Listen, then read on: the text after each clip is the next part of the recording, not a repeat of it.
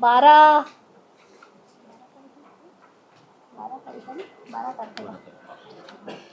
तारखेला माननीय मुख्यमंत्री साहेब, माननीय गडकरी साहेब, माननीय बावनकुळे साहेब या सर्वांच्या उपस्थितीमध्ये आणि त्यांच्या हाताने या योजनेचं भूमिपूजनाचं काम म्हणजे भूमिपूजन सुरू होणार आहे. त्यांच्यासाठी आपण घरं तयार करू शकतो आहे. याच्यामध्ये आज सकाळी आम्ही सर्व जाऊन आलो. त्या ठिकाणी नारीच्या मागील भागामध्ये दोन वेगळी आणि मोठी आणि पहिल्यांदा होणारी अशी गोष्ट आहे जी सफाई कर्मचाऱ्यांसाठी त्यांच्या घराची व्यवस्था ही महानगरपालिकेच्या माध्यमातून माननीय मुख्यमंत्री देवेंद्रजी यांच्या पुढाकाराने यांच्या प्रयत्नांनी जी होते आहे त्या संदर्भातली माहिती जी आपल्या समोर दिलेली आहे. सफाई कामगारों के लिए वसाहत बनाए जा रहे हैं, क्या पूरी जानकारी है, क्या नाम दिया गया है, क्या नागपूर महानगरपालिकेच्या तर्फे महानगरपालिकेचा जो सफाई कर्मचारी आहे त्याच्यासाठी सर्वात पहिल्यांदा घरकुलांची व्यवस्था, त्यांच्या स्वतःच्या घराची व्यवस्था करण्याचं काम महानगरपालिकेने हाती घेतलं आहे. येत्या 12 तारखेला त्या घरकुलाच्या स्कीमचं भूमिपूजन आहे. माननीय मुख्यमंत्री देवेंद्रजी, माननीय गडकरी साहेब, माननीय बावनकुळे साहेब हे सगळे त्या ठिकाणी त्या भूमिपूजनाला असणार आहे. आणि पालिकेचा स्वच्छता कर्मचारी हा महानगरपालिकेचा अतिशय महत्त्वाचा कर्मचारी आहे. महानगरपालिकेचा तो दूतच आहे.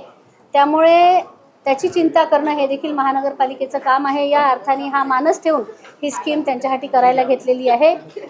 जो कर्मचारी असेल त्या प्रत्येकाला या ठिकाणी घरकुल मिळावं हा त्याच्या मागचा उद्देश आहे. आणि म्हणून मग ही नाराच्या त्या नवीन भागामध्ये, कामठीच्या भागामध्ये, उप्पलवाडीच्या भागामध्ये ही स्कीम 12 तारखेला याचं काम सुरू करायचं असं ठरवलेलं आहे. महाराष्ट्रात पहिल्यांदाच सफाई कर्मचाऱ्यांसाठी स्वतंत्रपणे असणारी ही स्कीम आहे. त्याकरता महानगरपालिकेचे सर्व कर्मचारी आणि संपूर्ण महानगरपालिका माननीय मुख्यमंत्र्यांचे, माननीय गडकरी साहेबांचे, माननीय बावनकुळे साहेबांचे आभार मानत आहे. त्या वसाहतीचं नाव महर्षी सुदर्शन वाल्मिकी वसाहत असं नाव आहे. माननीय उपमहापौर यांनी सुद्धा यासाठी अनेकदा माननीय मुख्यमंत्र्यांची भेट घेऊन अनेक प्रयत्न केलेले आहे. ही जी स्कीम आहे या स्कीममध्ये 1 BHK आणि 2 BHK अशा 2 प्रकारची घरं आहे. आणि चटई क्षेत्र जे पूर्वी थोडं कमी होतं ते क्षेत्रही वाढवून दिलेलं आहे. आज घडीला किंमत तुम्हाला न सांगण्याचं कारण हे आहे की जी साधारणतः किंमत ठरते त्यापेक्षा अधिक कपात त्यामध्ये करावी असा मानस माननीय मुख्यमंत्र्यांचा आहे.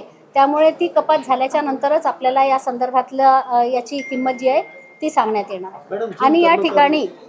आणि या ठिकाणी सर्व प्रकारच्या त्यांच्या ॲम्युनिटीज, जसं त्यांना सोलर वॉटर हीटर असेल, सोलर इलेक्ट्रिकल्स असेल, याही गोष्टीचा म्हणजे पाथवे आहे, सिवेज सिस्टीम, या सगळ्या गोष्टींची व्यवस्थाही त्यांना, लिफ्टची व्यवस्था हे देखील त्यांना या ठिकाणी करून देण्यात आलं. जिन कर्मचारियों के पहले से ही घर है खुद के नाम पर, क्या ऐसे कर्मचारियों को भी यहाँ उपलब्धता होंगी या नहीं होंगी, या वो अपने परिवार के किसी दूसरे सदस्य के नाम पर वहाँ ले सकते हैं? आज घडीला जी पॉलिसी ठरलेली आहे त्याच्यामध्ये जे कर्मचारी ज्यांच्याकडे स्वतःची घरं नाही अशा कर्मचाऱ्यांसाठीच ही योजना आहे.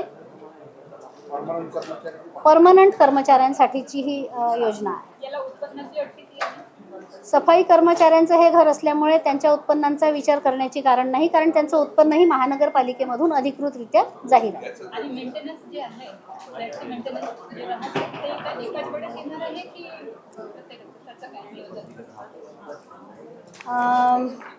यासाठी वेगळा मेंटेनन्स नसणार आहे. जी एकदा रक्कम जी ठरेल त्यामध्ये एकदा ती घेतल्याच्या नंतर पुन्हा कुठल्या प्रकारचा मेंटेनन्स नसणार आहे. एक फक्त माहिती थोडी द्यायची राहिली, त्या स्कीमपासून थोड्याच अंतरावर पुन्हा एक प्रधानमंत्री आवास योजना हे देखील महानगरपालिकेचं ही देखील स्कीम चालू होते आहे. आणि त्याच्यामध्ये देखील जसं म्हणजे आपल्याला माहिती आहे की अल्प उत्पन्न गटातल्या लोकांनाच आपण ही सगळी घरं देणार आहोत आणि 2.5 लाख रुपयेपर्यंत त्यामध्ये आपण लोकांना सूटही देणार. थँक्यू.